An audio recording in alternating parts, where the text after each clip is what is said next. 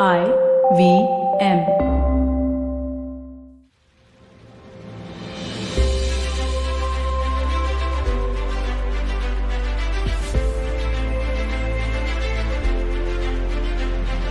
Welcome to today's episode of This Round is on Me. So, as you know, I just got back from a holiday where most passengers on my very full flight took their masks off temporarily to eat the airline meal.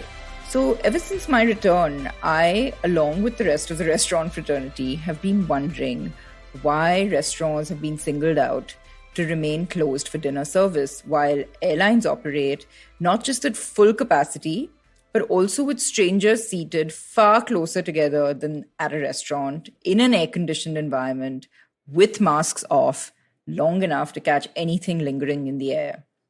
Well, it seems the Maharashtra government will shortly be revealing new guidelines for restaurants, so I have all my fingers and toes crossed for this one.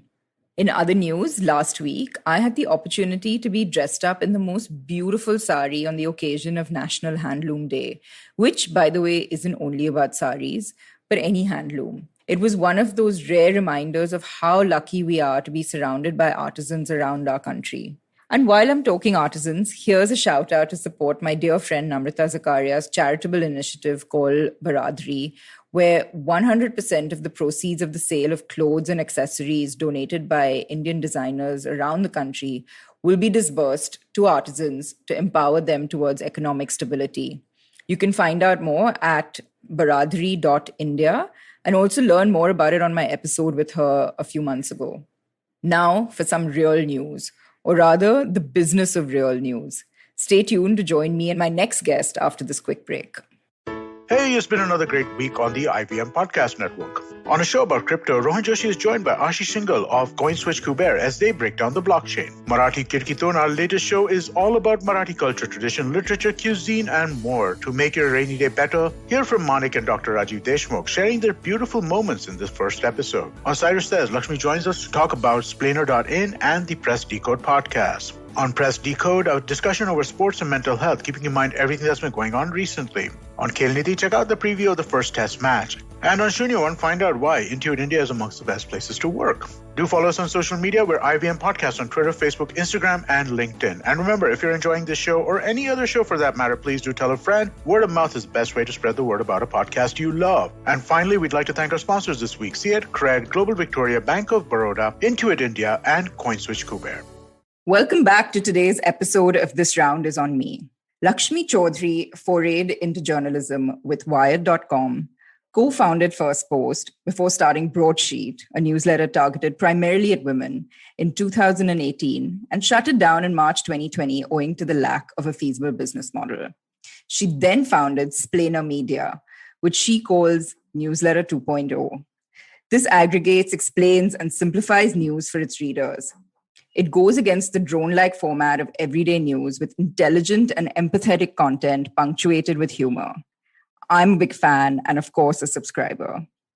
By the way, she's also now launched a new podcast called Press Decode. Lakshmi, welcome to the show. It's so great to have you join me today. Thank you, Gauri, for having me here. It's great to be here. Yeah, and I think the last time we met, as we were just reminiscing, was a couple of years ago when you were still doing Broadsheet. And I remember you came to our restaurant to do a session. This was on the eve of the general elections, and you came to do a session on, how to think about voting. And, like I was saying, it's that session has stuck with me forever. And, it was really incredible how you explain how people need how people do think about voting or how they should think about it. And so that was a while ago, but you've been up to quite a bit since then. And starting with launching, Splainer, which is, a new news format in the middle of a pandemic. How did that happen? And of course, why, what was going through your mind? Well, I clearly lost my mind, is all I can say. And I look back, I was like, what were you thinking? So Broadsheet, me and my co-founder went our separate ways. There wasn't a clear business model that was obvious, or at least not one that we could come together on. So we shut down in March, which is insane, right? I mean, your business is shutting down and the whole world is melting down at the same time. So it was sort of the internal world sort of mirrors the external world. And I have to say, misery loves company. I think it was a little softer than it would have been if I'd been suffering by myself.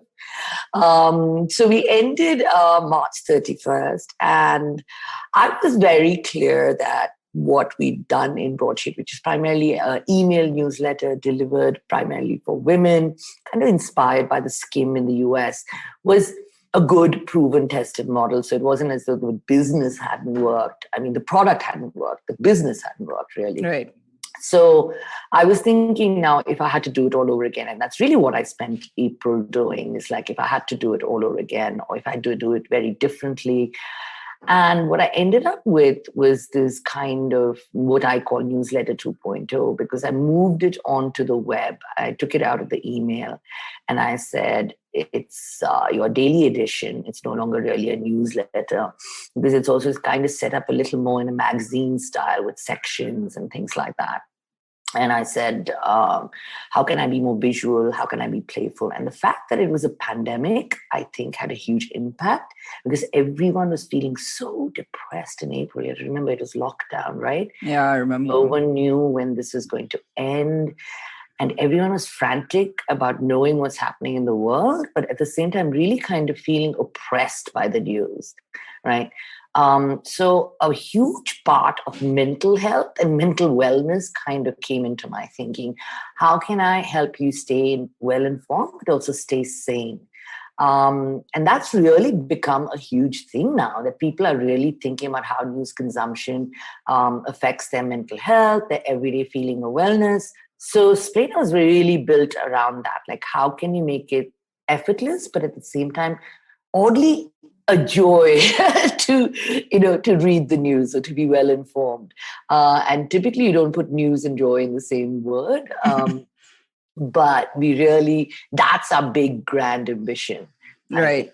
And you're so right, because often they say the best thing to do to keep, to stay sane is don't listen to the news or don't read the news, don't watch the news. And you kind of can't do that, right? So, and I have to say, I'm a big fan of what you did with Broadsheet and what you've done with Splainer. And what I love is that the sense of humor, firstly. I mean, you can't not enjoy reading the news when it comes with a sense of humor, but also you really break it down where you give the sort of backstory to what's happening. And it's not just like, here are the headlines and, this is what you need to know, but actually sort of reminding people what sort of take them a few steps back. And I think that's what, for me, makes it different, because often we read about it and we honestly, I mean, as much as I read the papers every single day physically, half the time I don't actually know what's going on, with every sort of issue. And it doesn't mean that, I'm not well read or well informed, but there's just so much to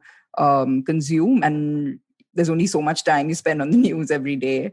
And this really sort of, brings it to you in such a sort of fun but well-informed format. So, kudos, because I love what you guys are doing. And I don't think you should really kind of blame yourself. I've been thinking actually over the past year about something I call news pollution. We talk about noise pollution, we talk about other kinds of pollution, but you actually think about it, right? You have so much news coming at you. 85% of it is garbage, right? I mean, they're just junk links, they're like junk curations. Some of it is badly reported, some of it is just wrong, right?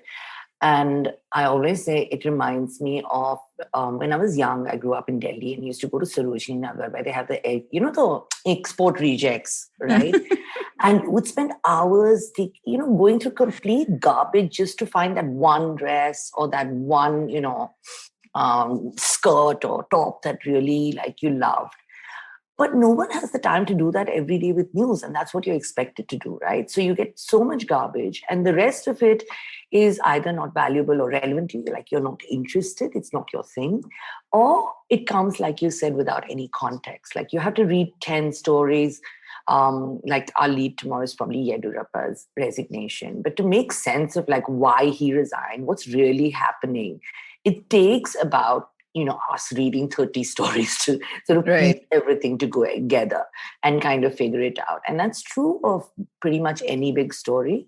In fact, the more coverage you have, the less you understand what's going on, is what I say. There's something like too much information. Yeah. I mean, you've sort of you co-founded FirstPost, that's also, now a household name in news, and then went on to do Broadsheet and now Splainer. Like, what was your sort of learning, or, what's the differentiation from a FirstPost and Broadsheet? Of course, other than the business model. Sure. So look, a lot of what I call news pollution. So basically, a lot of the problems we have today, I think, ironically, is because of the success of FirstPost. So FirstPost comes out in 2011, and there's not much digital news. It's basically your legacy websites putting out their content in different formats. And we come in and we kind of really push this live blogging, breaking news, these high volumes of 500, 600 news stories that you're pushing out to gain the Google, algorithm. And that kind of model was so successful that we disrupted the market, that everyone today is doing a FirstPost, basically, if you see. That pressure to kind of shove 600 stories out at you, take that one story and fragment it into 10 different pieces so that you get more page views, right? Everything is kind of rigged towards traffic and eyeballs. But what the result of that has been that while that might work for your revenue model because you're selling to advertisers and you're selling your page views and you're selling your UVs, unique visits, but it doesn't work for the user. It doesn't work for your audience because now they're being bombarded by every news site, by 500 stories by them, and all of it fragmented, all of it all over the place. And lots of things are just there because of the SEO in the headline. Right? It becomes very much less about the content inside the story. So I think my biggest learning from FirstPost, even though I did that very successfully, was that by the time I started Broadsheet, I realized that it had created all these knock-on effects where it had become a real struggle. And at that point, I was just focused on women because at FirstPost, we really struggled to get women. Averagely, any news site in the world gets about 20% women. It's very hard to get past that 20% threshold. And it's even smaller for business publications, right? Right. So I kept thinking, how can we, it was impossible for me to think that incredibly bright, successful women, talented women didn't want to know what's going on in the world. I said, that just can't be true. And then I saw the scheme and I thought, okay, let's do a kind of inspired by scheme. Well, we weren't like the scheme exactly, but inspired by them for sure. And say, let's just do it. It was a very kind of shot in the dark, very sort of small. It was just me and, my co-founder. And, we just started putting this newsletter out and it did really well. And it was about 8,000 people. It was a free newsletter. But my learning with Splainer was, which is interesting. There's two things. One is businesses have to pay for themselves from day one. That is something I understood very clearly, that otherwise you are always running after VCs and trying to get their 10 million that they want. I want you to have 10 million in 5 years, or something like that, something crazy. But so definitely didn't want to be running after VC money. I wanted the business to pay for itself and pay for its bills. I wanted time to build it the way it should be built, rather worrying about money every day and every month, which is true, like the Broadsheet. I didn't want to be there. So a lot of that was like, we are going to be a paid product. Then the moment you say you're a paid product, then you're like, it's like being in the restaurant business. So what value are you giving for that money? Suddenly the bar is much, much higher, right? It's not a free newsletter. It's not, you just put your login and maybe you read it, maybe you don't. So now it becomes very important that you have to think about value for money. And which is why I think there's so much more in Splainer. The offer is much bigger. It's more ambitious. Even the explainers are bigger and more ambitious. And that's really giving value for money. That's saying like, you walk through the door and you say, okay, I'll pay. What am I giving to you every day when what are you paying for? So that's a different conversation than doing a free newsletter. And the second thing, like I said, was very much about with Splainer thinking that if you're going to go beyond just a newsletter, and I feel very relieved that I went beyond the newsletter because everyone and their mother has a newsletter now, right? And they all look the same. So I was very much said, okay, what do I want to do? If I don't want to call it, I think labels kind of got in my head. And I said, okay, forget all the labels. So you're going to create this thing, forget what you call it. What do you want it to do? And that's when I started focusing on what I call the UX of news. What is the user experience of news? So very much Splainer is walking you through an experience that when you read the big story, you feel you should finish it and feel like, wow, I really understand this shit, right? Yeah.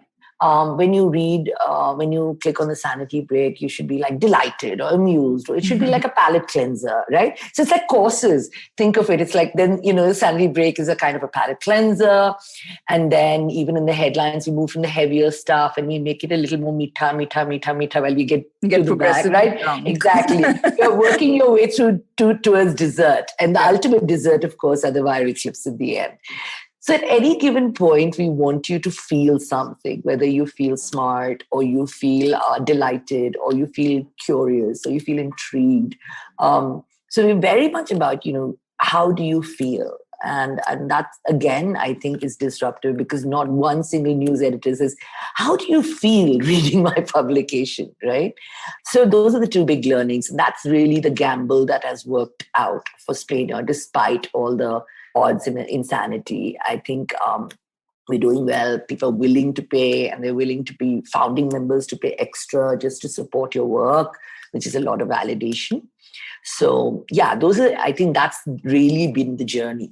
Yeah, no, that's really interesting. So it's almost like sort of using the business side of what you were doing, but in a more thoughtful way, and then the content side of Broadsheet. So it's sort of it's sort of taking the best from both and trying to create a new baby. And I think you've really done that incredibly well. And I have to ask you that with these publications now, more and more online publications going behind a paywall, that seems to be less and less of a sort of obstacle these days? Or are you still sort of, at the end of the day, you are competing with the likes of Twitter, which requires a shorter attention span and it's free. And of course, Shorts. Instant news, right? It's, you're potentially looking at your news being already old the next day, right? So, sure. But I think that when it comes to the business model, I'm seeing more and more sort of quality publications going behind a paywall and explaining why that needs to be the case, which is that you have to sustain the business. So is that, are you sort of seeing resistance to paywalls? Yeah. I think paywalls are always harder because it's easier to the friction is so much more, right? You have to reach for your card or your Google Pay or whatever it is, and then you have to make a choice. So you have that moment of truth before they kind of decide whether or not to pay for you. So there is definitely, it's a steeper hill than someone just saying, fine, I'll give you my email, right? Mm-hmm. So it's never going to be easier. Your numbers are never going to be like crazy, in your tens and hundreds of millions. So in that sense, a subscription definitely works better because you're done with it once and then it just keeps flowing. Yes. So which is why I'm not hugely convinced on a pay-per-view kind of model where you pay per article. I don't think people will basically say, I'm too lazy to, actually pay for it. I'll just move on. Right? It's just 1-2 clicks, too many clicks. And your subscription, your fee is very reasonable. I think it's 300 per... So it's 450 per quarter. Right. We gave it at a discount of 300 and 1,500 per year. And my thing is you're paying about the equivalent of a Starbucks latte a month, right? Which you do without thinking twice.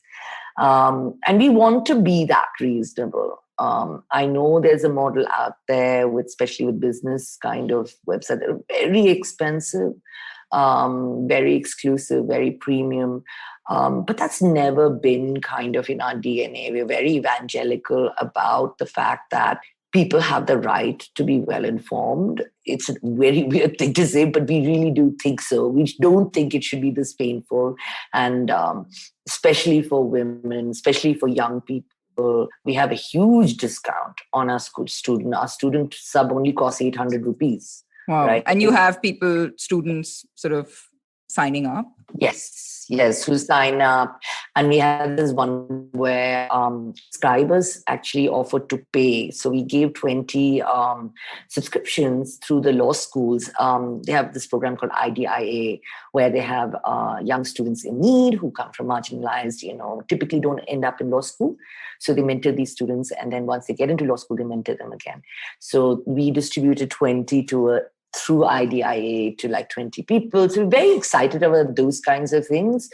So we do have a real kind of mission-driven product in that sense, where all of us really strongly feel that there is no reason why you should not understand demonetization. And as opposed to, someone who sits all day on Twitter, has all the time to read, 50 stories, and then wants to give you gyan, right? In any conversation, wants to dominate it and tell you what's going on. So what I really want with Splainer, especially the women, we are like still majority women, we're 63% women, which is amazing.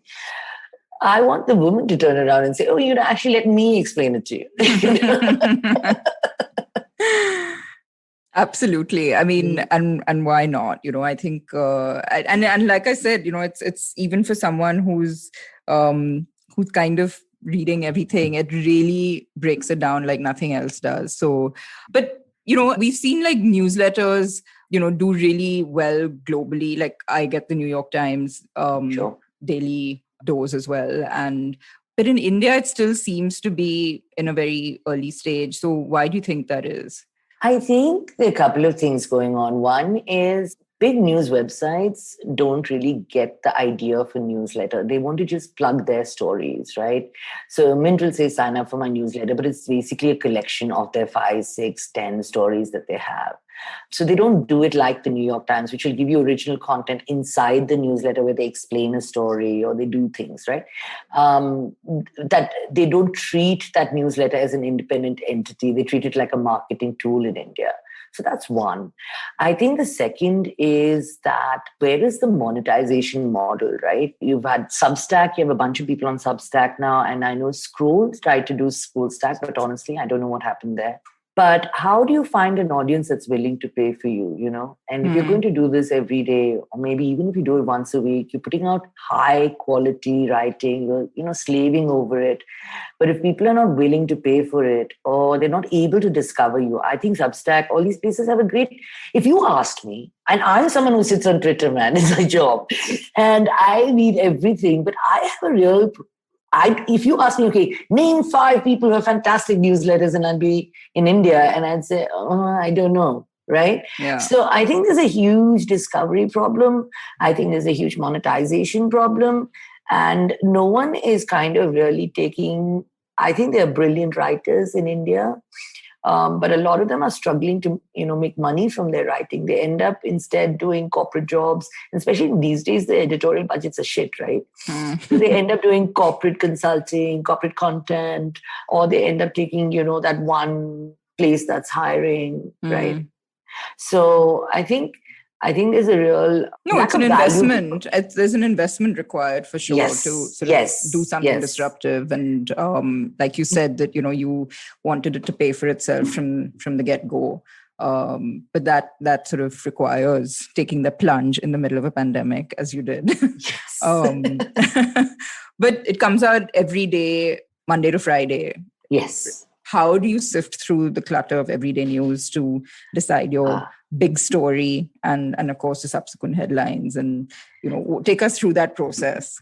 Sure. The big story process is very unglamorous, because sometimes we'll be 8:00 at night and we don't have a big story and everyone's panicking. It's like, oh my God, what are you going to do tomorrow? So the big story is sort of some days it just kind of suggests itself, like it's Yediyurappa, and it's Yediyurappa, right? Now, let's take Yediyurappa as a great example. So Yediyurappa resigns. There's going to be a new chief minister in Karnataka, the only BJP ruled state in the south. This is a big, big story. But guess what? The best reporting will not come out until 4 a.m. That's when the newspapers will, the reporters will go and do their reporting and they'll upload it. So for us, a lot is, so which means I will wake up at 5:30 and the team will, start working at 6:30 a.m.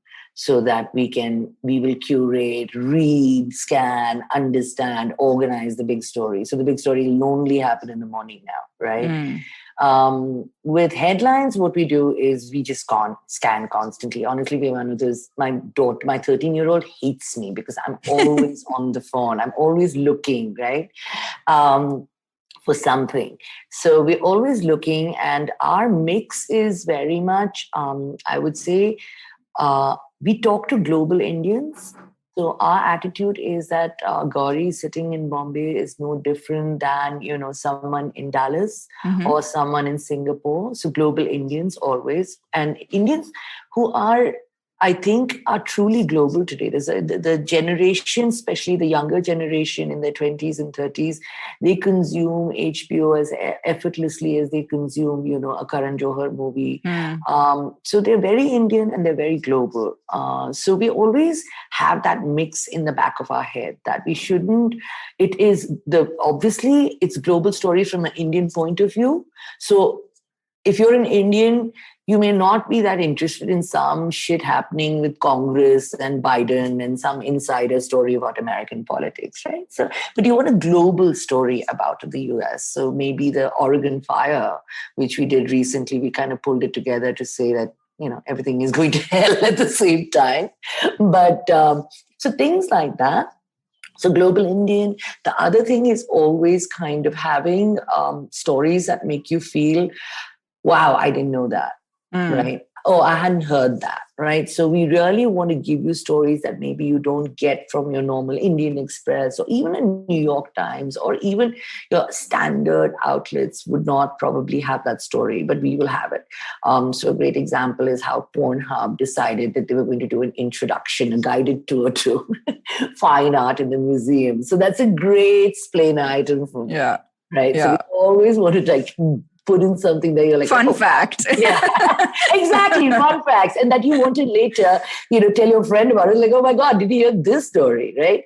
That's the effect that we're really looking for. But do you ever feel like, I know you guys covered the Bezos penis launch. But it was something that was all over the press. So do you ever feel like, it is all over the press, but we've just got to make that sort of story? Yeah, so Bezos is a great example, right? So a standard Bezos curation would have been, okay, this was the, oh my God, here are all the specifications of his rocket/penis,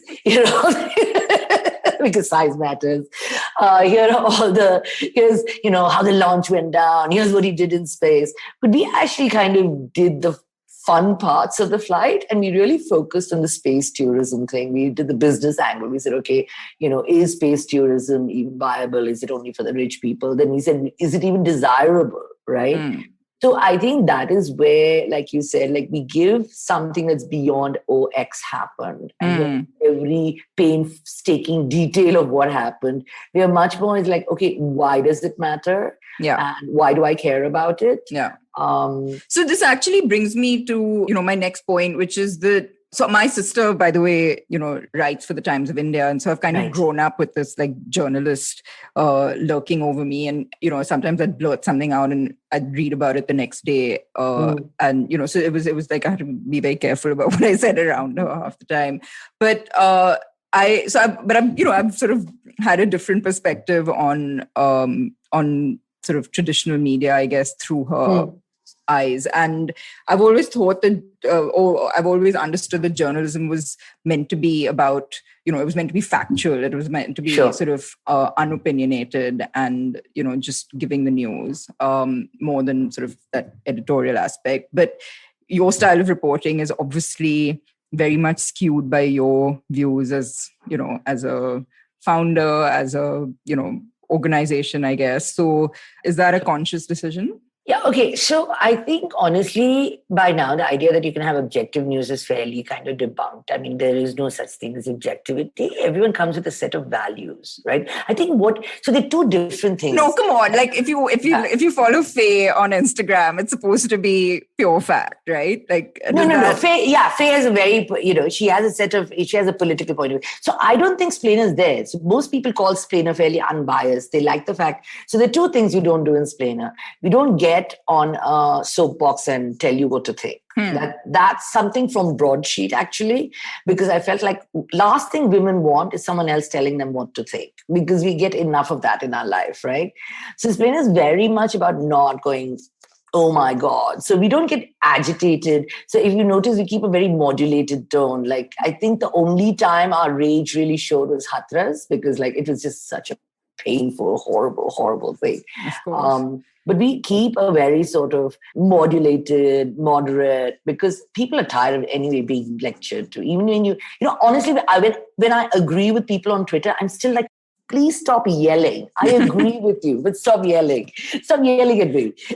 It comes with the territory. Yes. And all that outrage just is so exhausting. So very much a part of our wellness is to like take all the outrage out. The second is that we really pride ourselves on giving you all the information. So we don't keep back any information because it doesn't fit our little, it isn't convenient for us or expedient for us. The third is what I say is that, yes, you're right when you say, come on.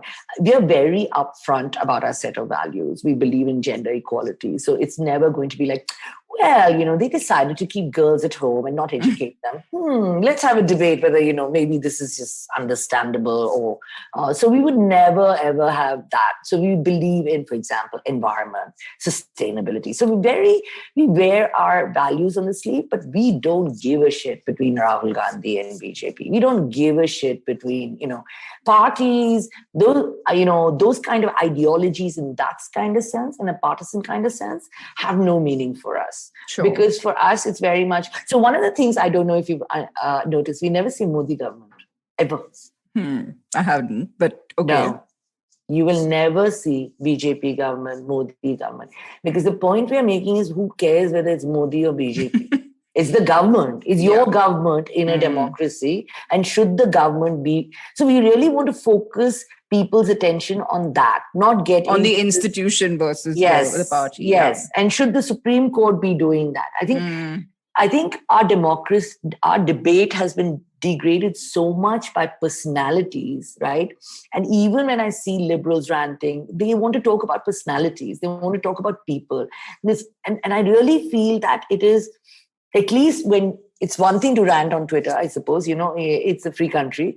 But if I'm doing a news product and all I'm going to do is rant about the BJP or rant about Modi or rant about, Rahul Gandhi or the Congress, I mean, what value? See, this is where it comes back to value. What value is it for you, Gauri, to know that I am not fond of XYZ and I think the person is an idiot? It is of no value to you, right?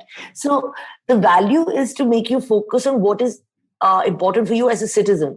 So for you to think about, okay, should the government be doing that? So like Pegasus, for example, that's a great example. There are people who think it's okay.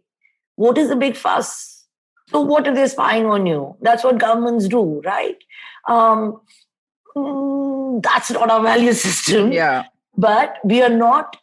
I don't think we once said, oh my God, look at this horror, look at Pegasus. But we don't do that either. Yeah. We say, well, the government should not be snooping on you without your consent, right? And without any good reason, good cause.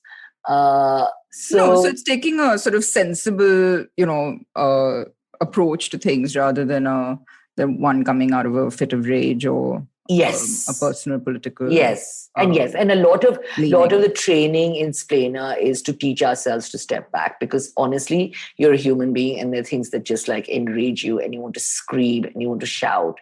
So a lot of the last edit is going and taking out adjectives that you've thrown in there. I'm hoping you won't notice. So But yeah, I mean, that brings me to your team, because is this something that you really had to kind of, I believe you have it's an all-woman Yes. team, which is amazing. Like, kudos. I'm so, it's so incredible that you're doing that. But, is this something that you've had to kind of sort of hammer into them in terms of how to be sort of hold true to your values, but yet Right. be, objective in a large way? I think actually we've been very lucky. So the way we've actually hired mainly with Splainer is that we've had a trainee program where 2 young women come in. They sort of get a full training on every aspect of being in a media startup, right? So they're part of business conversations, tech conversations. It's not just, come here and do some publishing on the back end, right? So they really understand what it means at the end of the 2 months. And we really hired through that. Right now, both the people who work for me are through the trainee program. And of course, I've had, people be with me from Broadsheet, but she's going to LSE now. She's joining LSE end of this month. So I'm very proud of her. So we have young women, but it's amazing. I have to say that I have not had to train them. I mean, they're so bright and they're so smart and they're so clued in. In fact, they're the ones who sometimes say, well, we don't know, we really should be taking such a strident stance. And they do all the, when you're impressed with the information, it's these young women who do the research. I don't do the research. They're the ones who sit there and get so much information, and it's impeccable, Gauri. Like, they double check every number, they double check every fact. I know if it's in there, it's well sourced. And they know exactly what the information is, and it's reliable. So I find actually there's a whole generation of young women in their 20s who are actually, I would say, much more clued in than I was at their age. And it's maybe because they are the internet generation. Of course. And they have a prefab skepticism filter because they've grown up with the internet. I find them to be a lot more savvy than, let's say, older people about what's true, what's not, what's ideology, what's not ideological, all those kinds of things. Sure. But I mean, is it a conscious decision to have only women? Are you kind of do you not want to? Oh my God. This is the worst question. Then you must answer. Okay, my heart. Are you going to be completely politically incorrect for all the right reasons? I'll give you a very honest answer. My heart is in keeping it an all-women newsroom, right? So the honest answer is this. In my heart, I want it to always stay an all-women newsroom because I take so much feminist pride in the fact that women explain the world, to everybody. But I think it would be wrong if a really well-qualified man came along and said, I'm sorry, you're the wrong equipment. You're the right. So I think that would be discrimination. So I have not had, I think maybe the fact that we are all women and we make such a fuss about being all women that men don't even apply. But we have not had a lot of men. You're too scared. So that is the honest answer. I think if we got a really well-qualified male applicant, we would take it. Men, hear that. Yeah. Did you hear that? Don't be afraid to apply. Yes. But and it would be a fantastic experience for him. Can you imagine? He'd be the minority. Yeah, I don't know about that. I don't know how fantastic that sounds to a guy listening right about now. But no, I think that's amazing, especially because I feel like it has been quite a male-dominated space, so far. So that really is amazing. And like you said, that you are sort of your initial thought process was with a female audience in mind. So yes, that kind of makes sense to have them, being the producers of the content as well. So, when we sort of coming back to the business side of it, how do you what is the goal here in terms of increasing reach or, eventually, basically increasing your subscription numbers? Is that sort of something that right now isn't the focus for for you because you are trying to establish what Splainer is all about before you get into trying to hit numbers? Yes, exactly. So that's exactly right. So the first year, very much, we didn't do any marketing. We didn't do anything. We grew kind of organically. It was very much product to market fit, right?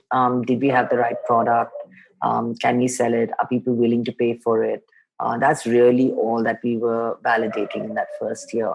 And the second year is about growth. And this is where, like, looping back to that previous question, it's not going to be easy. It's not just a matter of getting eyeballs, right? It's actually getting revenue, and it's actually getting people to pay for it and buy it. And a lot of that, I think, moving forward has to be in partnerships, either with organizations or brands or, companies. And that's a big, big focus for this year, is sort of building those kind of partnerships and figuring out how to grow in association where, there's good synergy. And we're also looking to open other kinds of revenue. I was just going to ask, you don't have an advertising sort of space on the page yet. So no. So that's something, we should talk about offline as well, because I'd love to get your perspective on it. So I want to do a very different kind of, no ads, because that's part of that promise. When you get the welcome email, we say no pop-ups, no, annoying programmatic ads. And why should you? You're paying. Why should you be harassed when you're paying, right? But what we do want to do is really branded content in a different way, in an interesting way that is valuable, that is more than just a ad, plugged in the middle of the scroll, something more than just selling a product. So we're thinking of calling it In Good Company. And so it would be, for example, if you have a restaurant or you're in the food business, you basically talk about your company's mission and values and how then they reflect in your products and why. And then you pick products that, you say, well, I'm very proud I built this because, this reflects what my company stands for. So we want to give a much more sort of richer, and which I think is also rich for our audience, because I guess that's the thing. It's our audience shares our values. So they're very interested in brands that have a mission, that have a value system. Right. Their loyalty very much in that 20-something, even that 18 to 34, category. They really adopt brands that they feel a connection with, that they feel share their values. So I really want to kind of build out branded content in that way, where it is of value to my audience, but it's also great value to the companies who can introduce themselves to an audience that is willing to pay, right? So I always say no one understands the bounty, because once we grow, right, our thing is we are 63% women. We are predominantly 24 to 34, but our next demographic is 18 to 24. So imagine you're talking to predominantly well-educated, well-off women who are really interested in putting their money where, their heart is. I think that's a huge opportunity for a brand, right? No, I mean, for sure, your conversion's bound to be a lot higher than, putting it out into, a general news website. Or even, I have to say a lot of the other places which have 20% women. I mean, this is a demographic that's hard to get to via general news. You're not going to find them in other news websites, even if they have very high quality or whatever. All of them are 80%, 85%, 90% men. But it really comes to that whole idea of creating, a community, right? Creating an audience that's driven by a sort of similar value system, like you said. So, but how do you go about doing that? I mean, of course, one thing, like you mentioned, is collaborations and, like-minded, collaborating with like-minded brands. But how are you doing that today? How are you creating? Is it kind of more pure organic, word of mouth kind of growth? Growth? Yeah. With growth, basically, we've just started. We just finished our birthday month was really kind of brainstorming around these things. Congratulations, by the way. 1 year. That's huge. Yes. You survived the pandemic and then some. So amazing. Yeah. So we have a bunch of brand partnerships, which I really can't talk about because nothing is sealed. We're just starting those conversations. We're just starting that kind of focus. So we have one person now in our organization who's just focused on that, in building those relationships, whether it's for revenue or for growth. So we are sort of saying as an organization, this is going to be very important for us. So all I've spent July doing is talking to people and starting. You know how long it takes, man. You have to have the initial email, then leads to the phone call, then you have the phone call, then you have the follow up. So, but I'm confident that 3 to 4 months from now, you will see, a new kind of branded content, even if it's small boutique brands. Actually, I'm very happy starting small. Mm-hmm. I'm very happy starting with like small female. So I feel bad. Okay, fine. With female-headed female-headed businesses. I don't know. This is by my internal bias, but female-headed businesses who are doing amazing things. So not so much about making huge amounts of money off them, but kind of using them to create this experiment in branded content, and saying, okay, what can we do and how can we do it differently? And I really, really want to sort of crack that. And the second thing, obviously, is I'm just hustling with people who run anything that has synergy and have like hundreds of thousands of subscribers. So I'm like, please, can I talk to you? As you should. Hey, listen, we're all doing same thing. So makes complete sense. But does this mean that you haven't had a vacation in the last 1 year? How do you do that? No. So we okay, we always take that Christmas to New Year off. Like that is. Oh, so you're allowed 1 week in the year. Yes. Men note that. Yes, we take that 1 week. And that's why I really resisted the weekend Splainer, because we work Sundays like for Mondays. So which means we really only get Saturday off, right? And I've decided, okay, so yes, so this is one of my mental health kind of promises to my team and to myself. I said, we'll take every goddamn Dussehra, Diwali there is. So, who cares about the news on Diwali? Because before it was, I was like, no, we can only take 2 national holidays. Shit. And I was just like, you know what? The first half of the year especially is exhausting, right? Because in India, everything is in the second half. Your Ganesh Puja, your Independence Day, your Diwali, your Christmas, your everything. But in the first 6 months, it's like the Sahara Desert. There's nothing. So, which is also why it's the build up to the vacation. We took a mental health day off this month because we worked all through the weekend in June because we had events on Saturdays. So, so I think if we can get some at least smaller breaks along the way and be very clear that 10 days we just won't be working between Christmas and New Year. And I have to say, quite honestly, no one's given us a hard time. No one's ever written and said, what nonsense. Where's my Splainer today? Yes, I paid for it. So no one's given us a hard time that way. Yeah. No, that's amazing. And we're going to take a quick break and de-stress even more, hopefully, right after this. A wise man once said, traveling, it makes you speechless, then turns you into a storyteller. Well, listen to such travel stories and experiences exploring India on the Musafir Stories with us, Saif and Faiza. Catch us on the IVM website, app, or wherever you get your podcasts from. So welcome back. I've got Lakshmi Chaudhary here with me, and this is our quick fire where we talk about everything but Splainer. So Lakshmi, say the first thing that comes to your mind. Right. I actually feel like I know the answer to this one, but what gets you up in the morning? Splainer. Okay. And what keeps you up? I have to. I know. I had that down, and then I was like, you kind of explained this a little while ago, but what keeps you awake at night? Oh, probably my 13-year-old, because, she's in that stage, she has a bra, just got a period, and I'm just like, oh.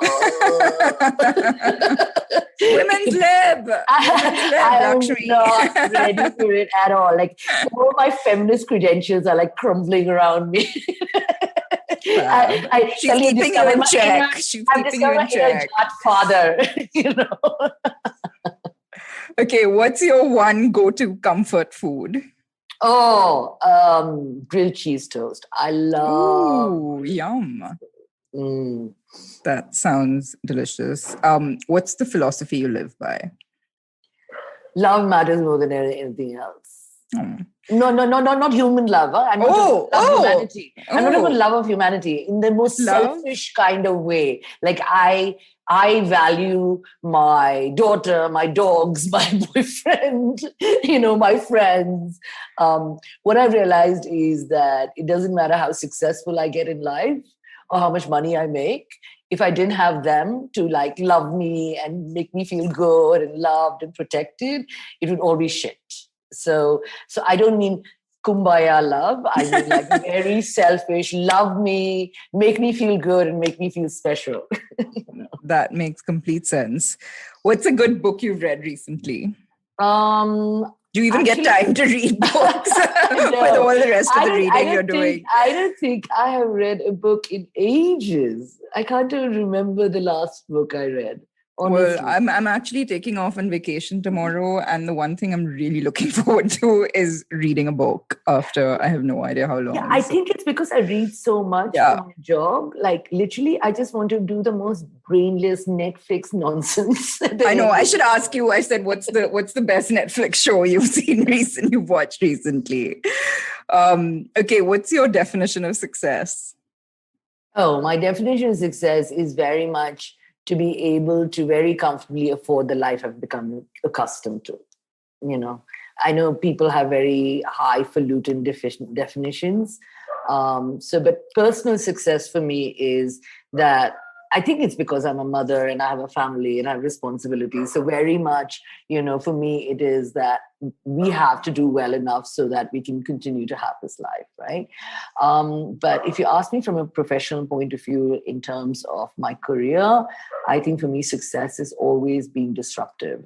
It's doing something completely new that changes the way people think about something or how they do something. So Splainer is very much about changing the way you consume news so that you don't have to do all the other things that you do.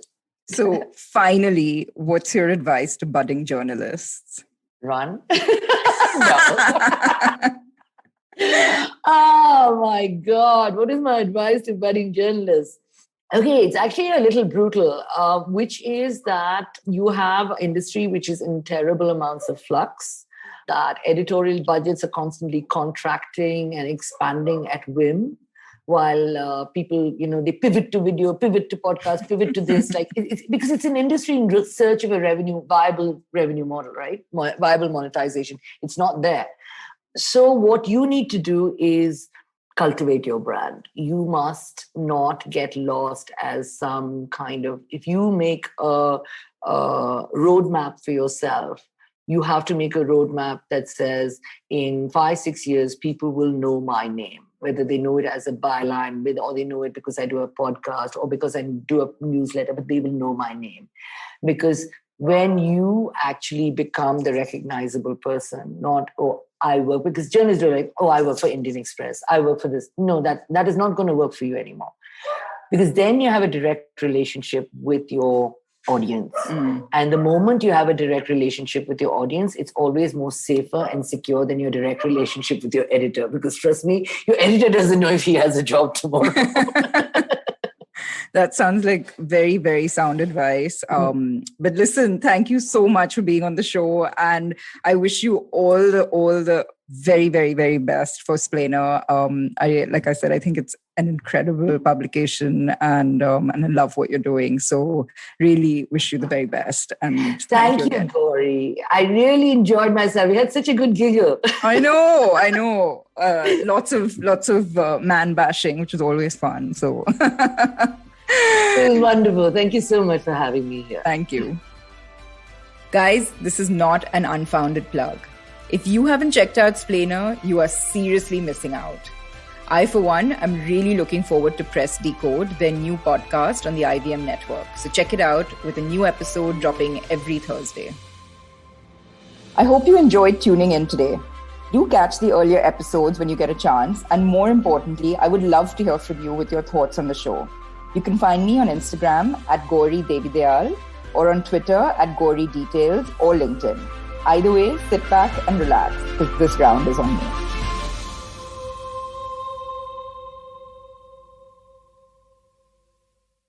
Do you like true crime stories? Do you like to learn about the people behind some horrible, awful crimes? More specifically, women that may have committed these crimes. Actually, Indian criminals that are women? Then we'd like to welcome you to our podcast, Misconduct. My name is Raghavi. And I am Nisha. We cover themes like murder, dacoity, drug trafficking, financial fraud, kidnapping, and many more. You can catch us every Wednesday on the IVM Podcast Network or wherever you get your podcast.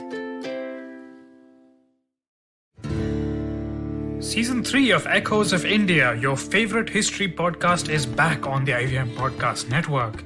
I'm your host, Anirudh Kanasetti. Join me on a journey through the wonders of early India as we explore the centuries between Buddha and Ashoka with critical research, empathy, and great storytelling. Along the way, you'll hear from all the vibrant peoples who shaped our world, from monks and farmers to warriors and emperors. New episodes are out every Monday.